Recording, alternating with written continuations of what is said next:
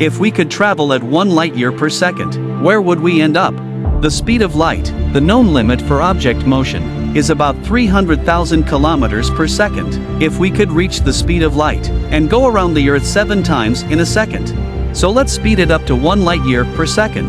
That way, you could fly out of the solar system in a second. 4 seconds into the flight, we came to the nearest star to Earth, Proxima Centauri, a 3-star system that is the home of Trisolaran Man.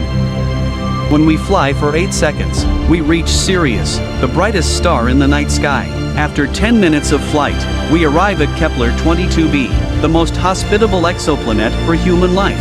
But with our current technology, it would take us more than 10 million years to get there. 2 hours into the flight, we arrived at the magnificent pillar of creation. So beautiful that it was named one of the Hubble Space Telescope's top 10 images. After 5 hours of flight, we came to the largest known star, Stephenson 218, which has a radius of 2,158 times that of the Sun and can hold 10 billion suns or 130 trillion Earths. After a day's flight, you'll pop out of the Milky Way, and you'll see the whole galaxy before our eyes. After 29 days of flight, we came to Andromeda, the nearest galaxy to the Milky Way, which is much larger and is expected to collide with the Milky Way in 4 billion years. After 115 days of the flight, we reached the outskirts of the local group of 50 galaxies, including the Milky Way and Andromeda.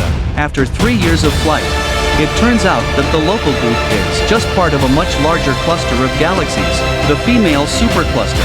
When after 16 years of flight, we finally flew out of the feathery Raniocaya supercluster, the Milky Way was just a speck on the feather. After more than 100 years of flying, we finally arrived at the largest known black hole, Ton 618, a terrifying object with a massive 66 billion solar masses.